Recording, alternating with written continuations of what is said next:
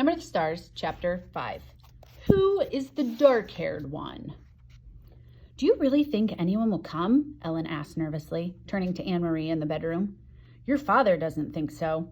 Of course not. They're always threatening stuff. They just like to scare people. Anne-Marie took her nightgown from a hook in the closet. Anyway, if they did, it would give me a chance to practice acting. I'd just pretend to be Lise. I wish I were taller, though. Ellen stood on tiptoe, trying to make herself tall. She laughed at herself, and her voice was more relaxed. You were great as the Dark Queen in the school play last year, Anne-Marie told her. You should be an actress when you grow up. My father wants me to be a teacher. He wants everyone to be a teacher like him. But maybe I could convince him that I should go to acting school. Ellen stood on tiptoe again and made an imperious gesture with her arm. I am the Dark Queen, she intoned dramatically. I have come to command the night. You should try saying, I am Lise Johansson, Anne-Marie said, grinning. If you told the Nazi that you were the Dark Queen, they'd haul you off to a mental institution. Ellen dropped her actress pose and sat down, with her legs curled under her on the bed. They won't really come here, do you think? She asked again. Anne-Marie shook her head.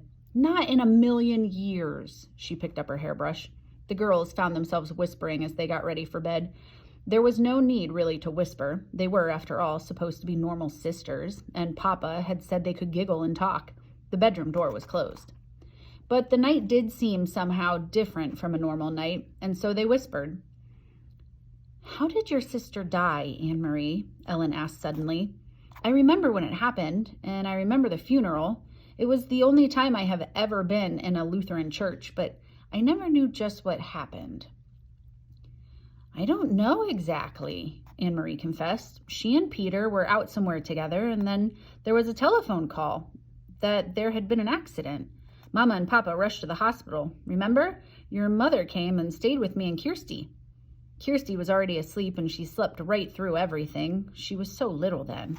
But I stayed up, and I was with your mother in the living room when my parents came home in the middle of the night, and they told me Lise had died. I remember it was raining, Ellen said sadly. It was still raining the next morning when Mama told me. Mama was crying, and the rain made it seem as if the whole world was crying. Anne-Marie finished brushing her long hair and handed her hairbrush to her best friend. Ellen undid her braids, lifted her dark hair away from the thin gold chain she wore around her neck, the chain that held the Star of David, and began to brush her thick curls.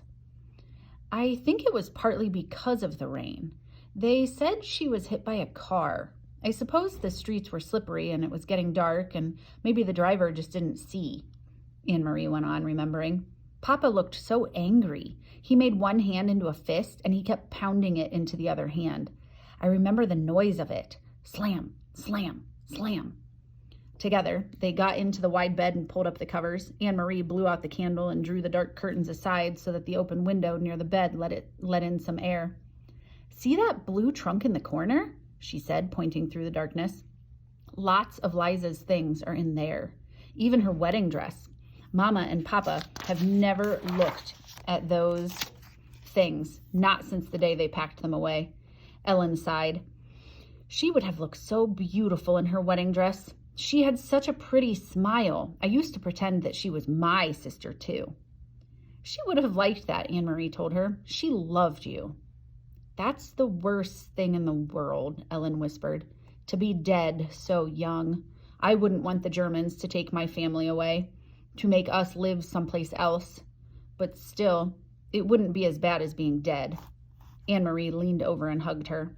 They won't take you away, she said. Not your parents either. Papa promised that they were safe, and he always keeps his promises. And you are quite safe here with us. For a while, they continued to murmur in the dark, but the murmurs were interrupted by yawns. Then Ellen's voice stopped. She turned over, and in a minute, her breathing was quiet and slow. Anne-Marie stared at the window, where the sky was outlined and a tree branch moved slightly in the breeze. Everything seemed very familiar, very comforting. Dangers were no more than odd images or imaginings, like ghost stories that children made up to frighten one another, things that couldn't possibly happen. Anne-Marie felt completely safe here in her own home with her parents in the next room. and her best friend asleep beside her. She yawned contentedly and closed her eyes. It was hours later, but still dark, when she was awakened abruptly by the pounding on the apartment door. Anne-Marie eased the bedroom door open quietly, only a crack, and peeked out. Behind her, Ellen was sitting up, her eyes wide. She could see Mama and Papa in their night clothes moving about. Mama held a lighted candle, but as Anne-Marie watched, she went to a lamp and switched it on.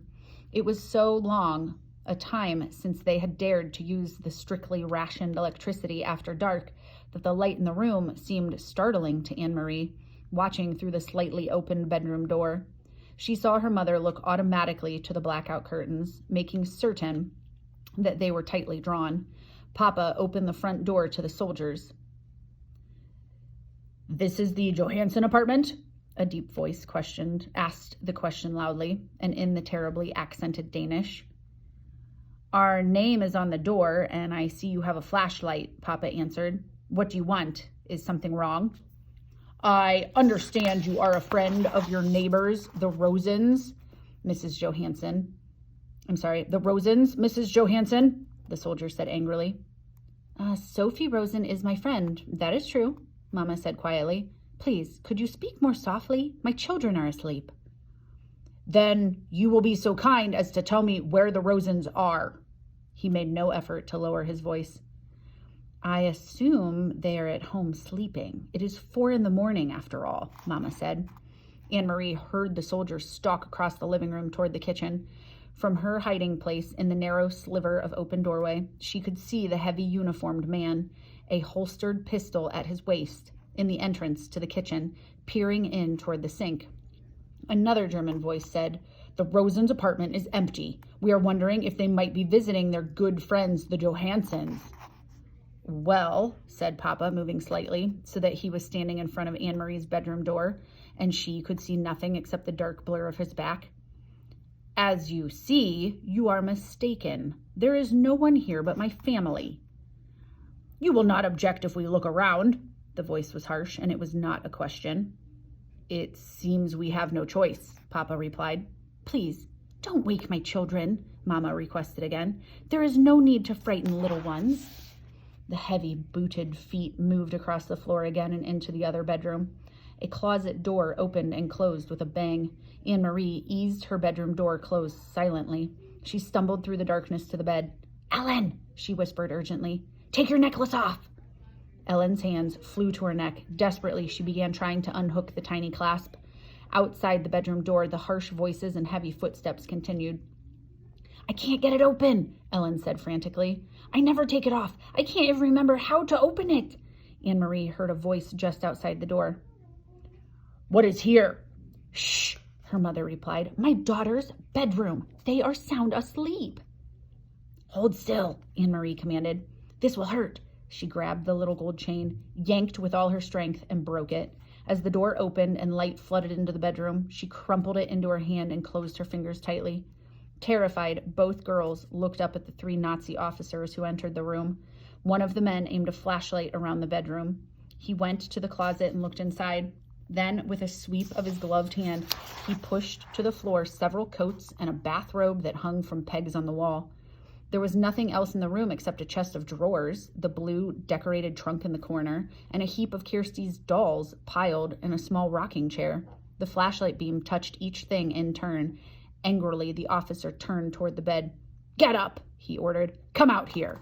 Trembling, the 2 girls rose from the bed and followed him, brushing past the 2 remaining officers in the doorway to the living room. Anne-Marie looked around. These 3 uniformed men were different from the ones on the street corners. The street soldiers were often young, sometimes ill at ease, and Anne-Marie remembered how the giraffe had, for a moment, let his harsh pose slip and had smiled at Kirsty. But these men were older, and their faces were set with anger.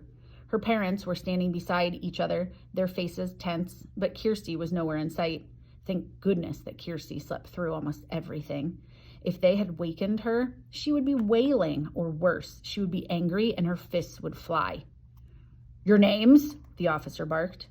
"Anne-Marie Johansson, and this is my sister." "Quiet! Let her speak for herself." "Your name?" He was glaring at Ellen.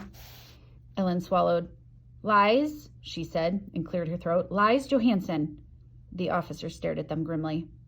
Now, Mama said in a strong voice, you have seen that we are not hiding anything. May my children go back to bed. The officer ignored her. Suddenly, he grabbed a handful of Ellen's hair. Ellen winced.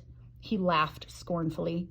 You have a blonde child sleeping in the other room, and you have this blonde daughter. He gestured toward Anne-Marie with his head. Where did you get the dark-haired one?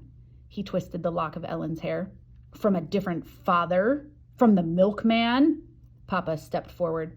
Don't speak to my wife in such a way. Let go of my daughter or I will report you for such treatment. Or maybe you got her someplace else, the officer continued with a sneer. From the Rosens?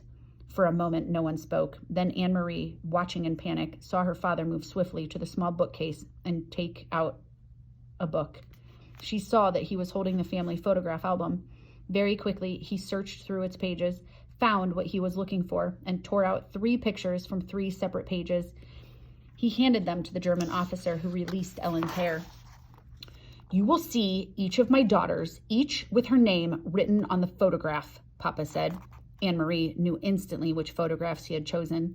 The album had many snapshots, all the poorly focused pictures of school events and birthday parties, but it also contained a portrait taken by a photographer of each girl as a tiny infant. Mama had written in her delicate handwriting the name of each baby girl, or the name of each baby daughter across the bottom of those photographs. She realized, too, with an icy feeling, why Papa had torn them from the book. At the bottom of each page, below the photograph itself, was written the date, and the real Lise Johansson had been born 21 years earlier. Kirsten Elizabeth, the officer read, looking at Kirsty's baby picture. He let the photograph fall to the floor. Anne-Marie, he read next, glanced at her, and dropped the second photograph. Lise Marguerite, he read finally, and stared at Ellen for a long, unwavering moment. In her mind, Anne-Marie pictured the photograph that he held, the baby, wide-eyed, propped against a pillow, her tiny hand holding a silver teething ring, her bare feet visible below the hem of an embroidered dress, the wispy curls, dark. The officer tore the photograph in half and dropped the pieces on the floor. Then he turned, the heels of his shiny boots grinding into the pictures, and left the apartment. Without a word, the other 2 officers followed. Papa stepped forward and closed the door behind him. Anne-Marie relaxed the clenched fingers of her right hand, which still clutched Ellen's necklace. She looked down and saw that she had imprinted the Star of David into her palm.